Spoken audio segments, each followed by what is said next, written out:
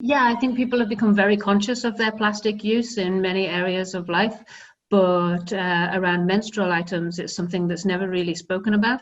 But there's a lot of plastic in menstrual items. In a pad, an average pad would be 90% plastic, and a pack of pads would have the same amount of plastic as 5 plastic bags. Mm-hmm. So if you think about the amount of plastic that is being produced for menstrual products, it's significant.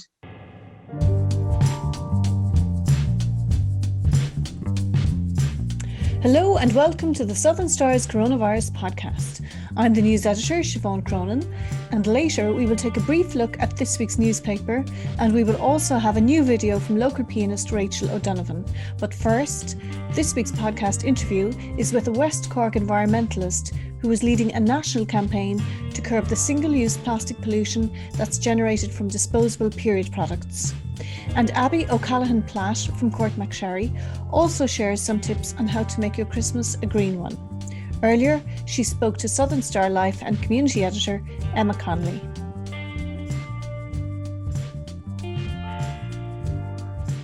I'm joined in this week's podcast by West Cork environmentalist Abi O'Callaghan Platt. Abi is part of the Irish environmental charity called Voice. The group has been around for 20 years or so, and among the great work that they're known to be involved in is introducing the plastic bag tax in Ireland, which was adopted as national policy back in 2001.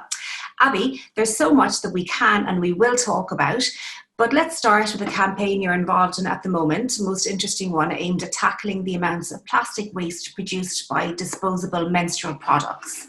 So No Plastic Period is a new campaign that we launched for Environmental Week at the end of October. And in it we have 3 main campaign aims. So one of them is to raise awareness of plastic free and reusable menstrual items through workshops and a media campaign. The second aim is to increase the availability of plastic free and reusable menstrual products on supermarket shelves. So we're going to be lobbying supermarkets about stocking reusables and about reducing the amount of plastic in their own brand products. Mm-hmm. And the final one is to advocate for government support of reusable menstrual products. So removing the tax on reusable menstrual products and changing the wording in the education booklet that they have for 6th class on puberty to include reusables. Okay. So those would be our main campaign aims. And I guess the idea, where it all came from, I guess we all know about plastic straws now and how much of a no-no they are. Or we all have our keep cups, our refill cups. But just maybe can you tell us some of the statistics surrounding the disposable products and just how much plastic goes into each one, which is something I didn't know before this. Yeah, I think people have become very conscious of their plastic use in many areas of life, but around menstrual items, it's something that's never really spoken about. But there's a lot of plastic in menstrual items. In a pad, an average pad would be 90% plastic, and a pack of pads would have the same amount of plastic as 5 plastic bags. Mm-hmm. So if you think about the amount of plastic that is being produced for menstrual products, it's significant.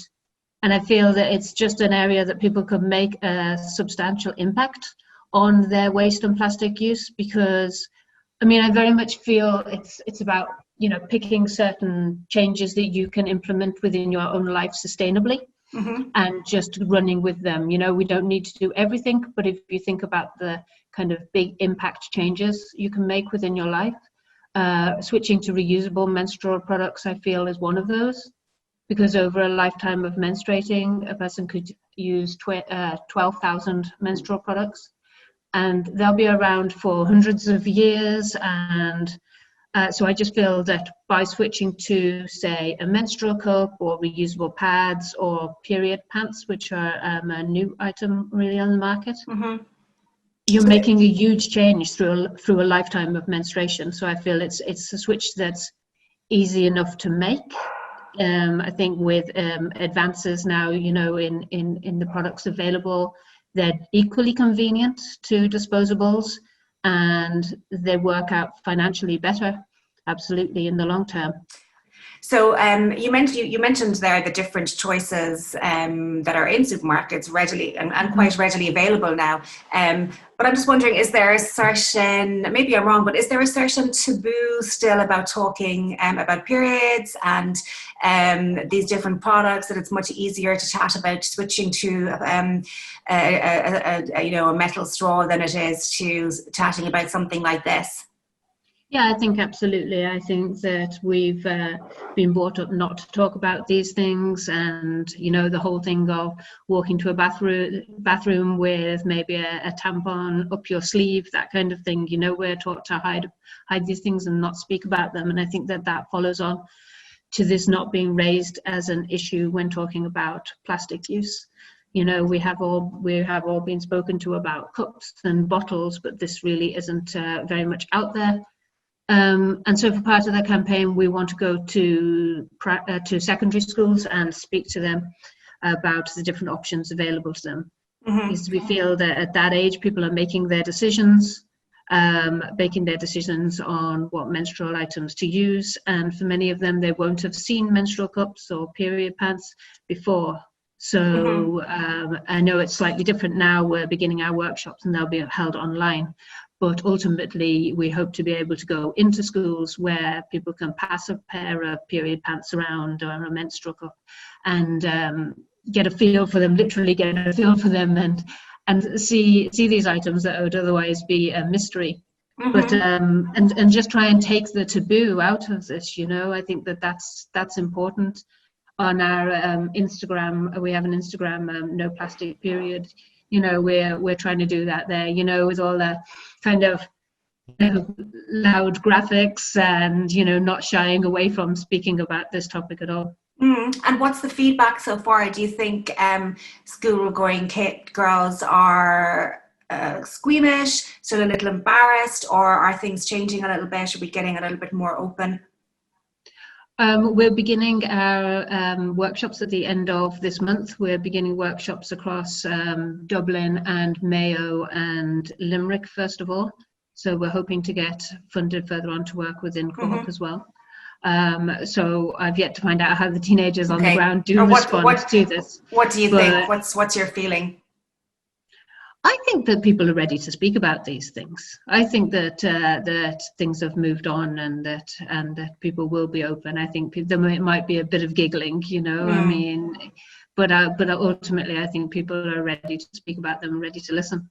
And I hope you don't mind me asking you, but I guess you've told me that you actually use a moon cup yourself.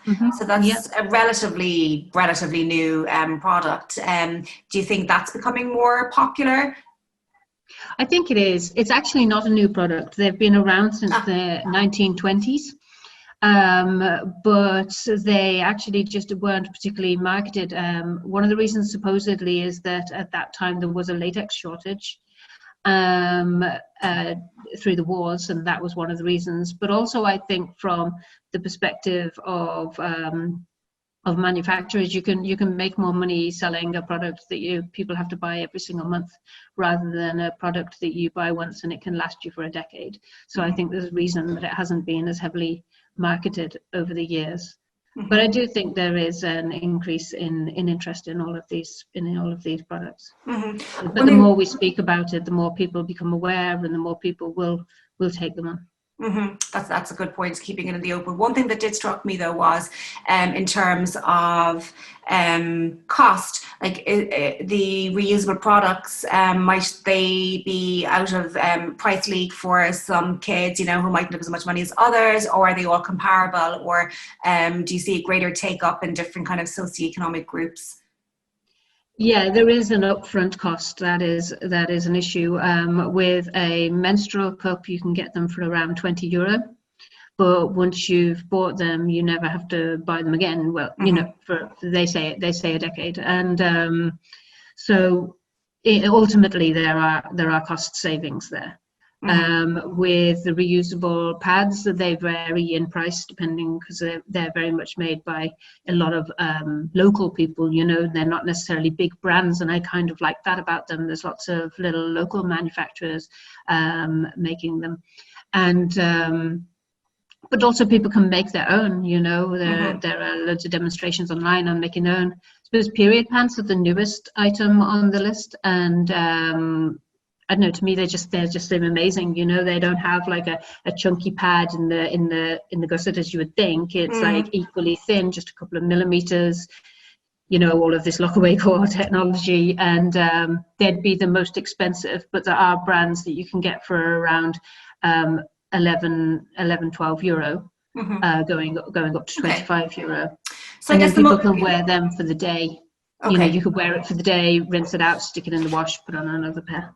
I guess it's all about it anyway, getting the information out there, giving the options to the girls. So hopefully you get the funding to bring the workshops to West Cork. And then I guess it's as well just giving the information as to how much plastic is generated by these products. So, I mean, information is power. I wasn't aware of that. So at least if you're aware of that, and then if you're aware of other options, then you can ultimately, like everything in life, make your own decision. So I guess as part of Voice, you're got involved in so many other different things. But one other thing that occurred to me to ask you, Abi, was PPE pollution, which is something that is becoming a bit of a scourge for the obvious reasons. Like we're seeing discarded masks and other bits of paraphernalia about the place. Is this a concern for Voice, or what are your thoughts on it? Yeah, absolutely. This is just a completely new waste and pollution problem that's completely unprecedented. I suppose what we would say is for people to wear reusable masks rather than disposables. And I think that has been very much taken on with people getting used to wearing them all the time. It makes sense to have a reusable mask. So that's absolutely something that we would advocate for. I know Break Free from Plastic has been doing a lot of work on that, trying to promote reusables rather than disposables, and releasing figures on the amount of masks that would be out there if people did just use disposables. And as well, in terms of gloves, there's been people wearing disposable gloves, but hand washing is actually better than using gloves, which have been found to actually be worse in terms of coronavirus, you know. And I think this is one of the issues, is that people have this perception around plastic as being a sterile material, but it's not. It's just not a sterile material. It's just marketed itself for people to believe that, but it's just not the case. And so I feel that one of the issues, as well as the PPE in itself, has been the rollback of reusables during this time, and a lot more items are now packaged in plastic than would have previously been. You know, if you go into bakery aisles and supermarkets now, you're much more likely to find things wrapped up in plastic, bread rolls in plastic, which would have once been loose, and you would have been able to put them into your own bag, your own reusable bag, and those options are taken away now. Can you see a way around that, or is that just unfortunate? Yeah. I think it will take time, and this is my concern, is that how long will it take hopefully after all of this for us to roll back on these things, you know. Hopefully I feel that a lot of battles that we've fought have been rolled back on, in terms of everybody using reusable bottles and cups. I know a lot of the cafes have stopped accepting reusable cups during this time, you know. And I know it's a panic response, and nobody really knows what to do, and all of this, and so bit by bit cafes are accepting reusables again. But I do feel that a lot of ground has been lost with all of this, and that it actually will take us time. I mean, we've been working with the Conscious Cup campaign, that's a Voice campaign, to put in place reusable cups, and for years, and we were moving on to focusing on containers, you know. So we were planning to move forward and add in new reusables, and try and make other reusable options more normalized. That's on hold now, obviously, is it? Yeah, it's all on hold. A lot of things are on hold, and it's all a step back. And now I feel that there'll be a battle just to get back to, you know, it'll take time and energy to get back to where we even were before we even start building further, as we were hoping previously. So I can see how that would be frustrating, that it's like almost a never-ending battle that you're fighting. But I guess I was going to ask you about our young generation of climate activists. I'm thinking obviously of Greta Thunberg, but in West Cork we are very lucky. We've got both Ms. Gibreen, Alicia O'Sullivan and C. O'Connor. Are they people that you think are, you know, good role models for young people, and will they give you inspiration for the future generation? Yeah, absolutely. I think it's wonderful. I think it's amazing what they're doing and making young people aware of all of these issues. I love the message that they have of just, you know, listen to the science. Yes. I think that it's just fantastic. It's so straightforward. It's not, you know, it's not about them. It's just about listening, because I feel that that's something that's been ignored for all of the years. You know, I mean, I hear everything that they're saying, and it is very much like this is what we were saying, you know, 20 years ago when I was doing my master's. You know, the information has got worse. It's got more and more urgent, but the basics of what needs to be done hasn't actually changed. You know, so it is very frustrating for the science not to be listened to, and I feel that on a personal level, you know, it prompted a shift in what I wanted to do originally. I was studying genetics and wanted to be a conservation geneticist, but the feeling that, you know, all of this scientific information was out there and scientists were out there doing their conservation work and you know, working on that level, but on a policy level it was being ignored. And so out of frustration with that's why I went on to study environmental policy in the hope of actually enacting the change that scientists are advocating for. Okay, so, and are you glad you made that choice? Yeah, I am. I think it's good. And then ultimately now what I'm doing is working with communities to try and make changes on the ground. So it has shifted over time. But yeah, I think that the message of listen to the science and the enthusiasm and inspiration that they've given to a younger generation is amazing. Well, you've got a captive audience here now, with me at least, and with our podcast listeners. What can you give us, like 3 or 4 positive changes that you think we could bring about easily to our lives that would be, you know, in line with what the work you're trying to do? So we've spoken obviously about the period products, or reusable masks. Is another very obvious one. Do you want to hit us with a couple of more? Well, I just feel, for me, as I said, about making choices that have the biggest impact. So as I said, the menstrual products has a really big impact throughout your whole life. I think who you use as your electricity provider is a really simple switch. You know, just make sure you're with a renewable energy provider. I switched to community power, so that it's not only renewable energy source but also community owned. Okay. I think thinking about what you do and do not need is really important. We did a study last year called No Home for Plastic, and we had 100 pupils in secondary schools take a program, and part of it they conducted an audit on plastic use in the home. And we found that 41% of people are drinking coffee out of coffee capsules, the pods, disposable pods. Oh yes. And 48% are using multi-surface cleaning wipes. 62% are using facial wipes. And only 12% are using soap rather than liquid hand soap. I feel like hiding under the desk now and cowering in shame. You're looking in have you had a sneak look around my house? So I suppose for me it's just there's lots of unnecessaries.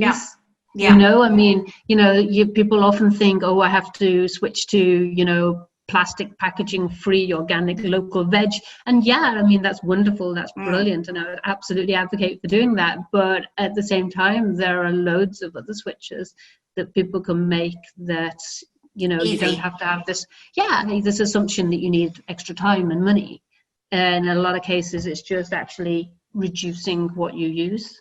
The soap is an interesting one, especially now, seeing as we're all so super obsessed with washing our hands, and it's kind of insane how many bottles of the liquid soap can go through. So that's Absolutely. one that's actually very much has occurred to me. That I kind of one that I've adopted. But the wipes, is another one as well. You can kind of fly through those disposable wipes at a crazy rate. So and they all have to end up somewhere. So there's some really good suggestions that we can take on board. I was going to wrap up on a slightly lighter note.